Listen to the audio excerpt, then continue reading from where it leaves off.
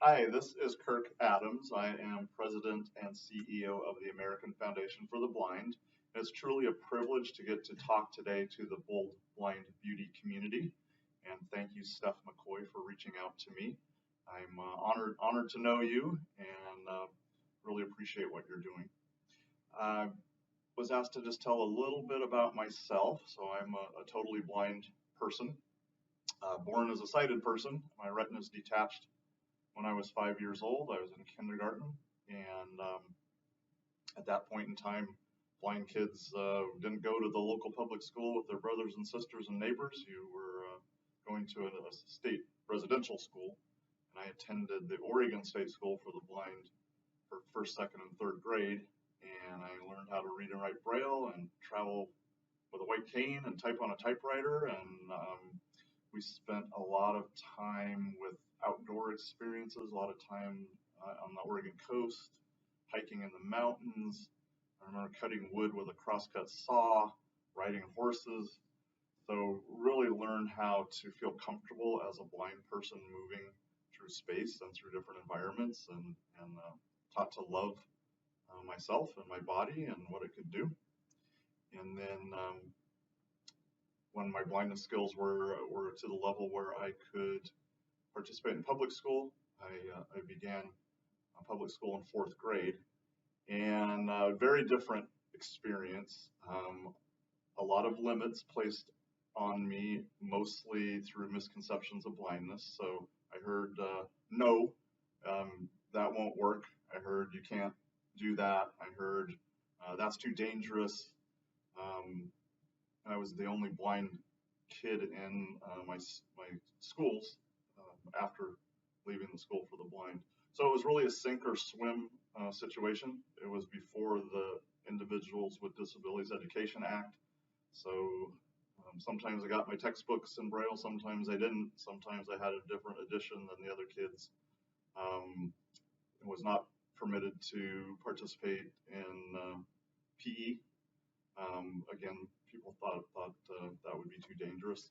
So, I learned a lot through that experience. I developed a lot of resilience and grit and perseverance. And, it was also isolating and emotionally very difficult, especially in the teen years. I grew up in little rural towns, and 16-year-old classmates all got driver's licenses when they turned 16, and they got jobs, and I got neither, and there was no public transportation. So it was a mixed bag.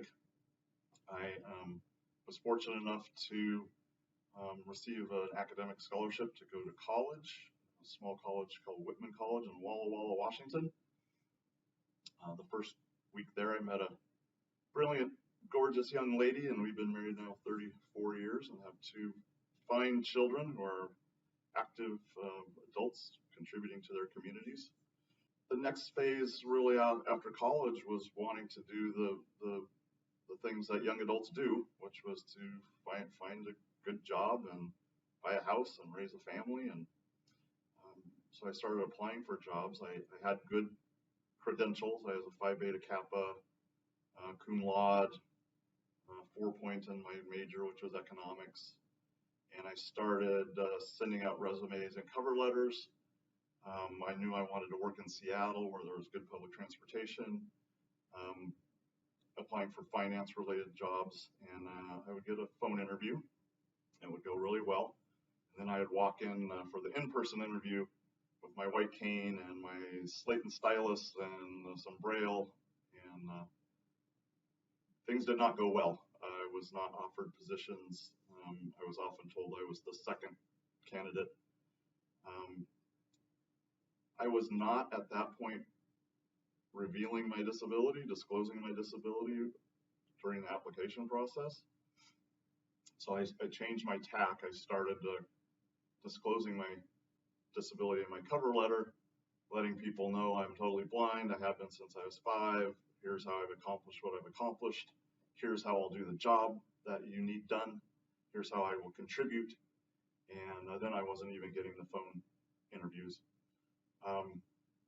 Started casting that employment net wider and wider and wider, and I applied for a sales position with a securities firm, a small family-owned business that underwrote tax-free municipal bonds in the Puget Sound area. And the sales manager had also gone to Whitman College, was also an econ major. We'd had some of the same professors. He called them, they vouched for my competencies, and I was offered a position selling tax-free municipal bonds over the phone, which I did for 10 years, and earned enough to do those things that I wanted to do, to get married, to buy a house, to start our family. And after doing that for about 10 years, I really came to the point where I wanted to contribute to my community in a different way. So I pivoted into the nonprofit sector, became a development officer for the Seattle Public Library Foundation, raising money for the statewide Talking Book and Braille Library.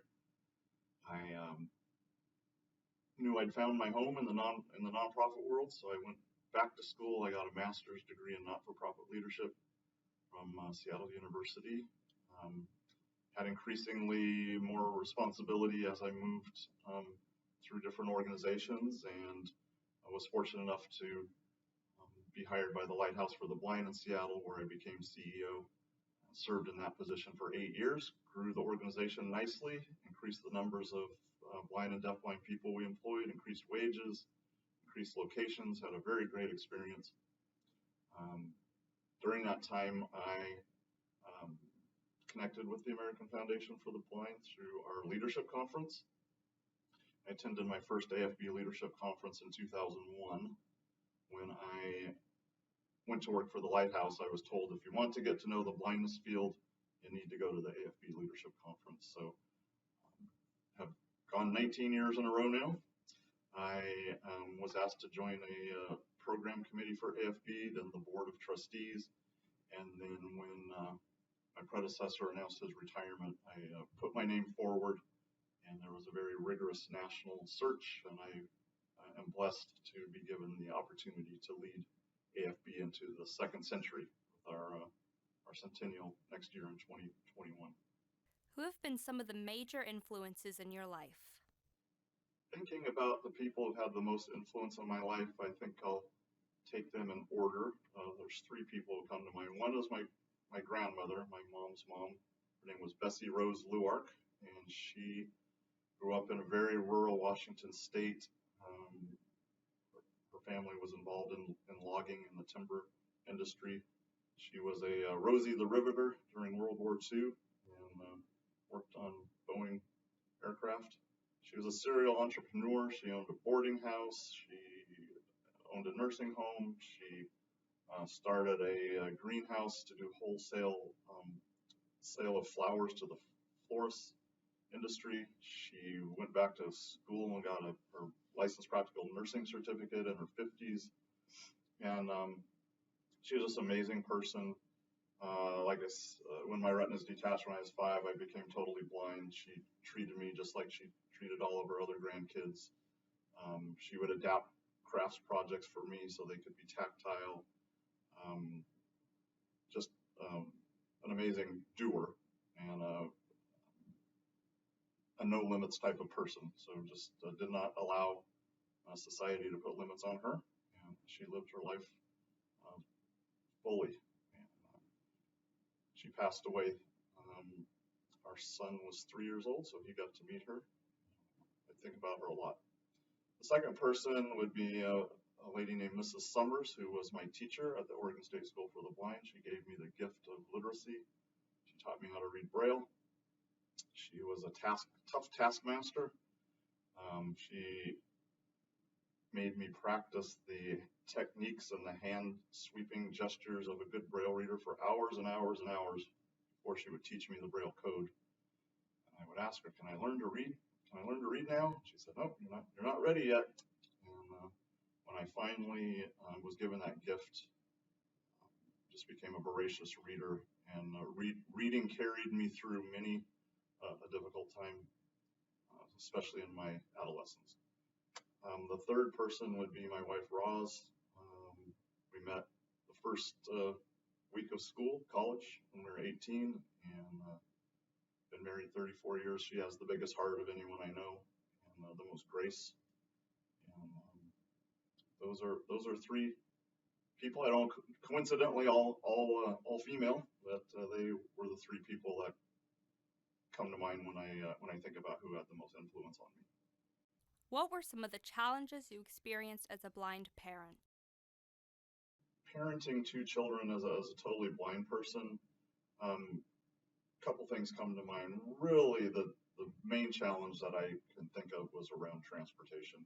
I have two very active kids, both involved in music. One's a cellist, one's a harpist, involved in sports, and the typical sighted parent who can drive can support those activities in a way that a blind parent can't. So public transportation was our friend.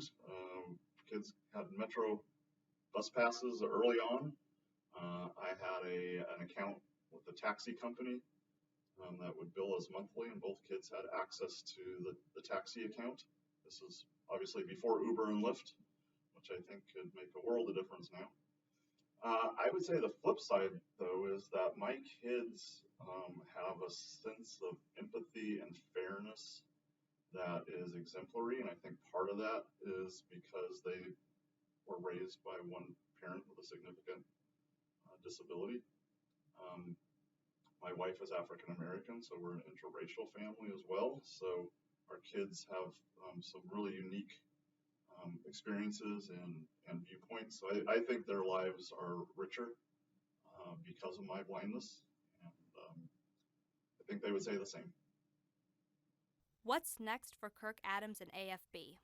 Really, what's next for me and for AFB is to change systems, to eliminate barriers, to create opportunities, to understand where we can focus our resources, leverage our relationships, our expertise, our history to level the playing field for people who are blind, to create that world of no limits.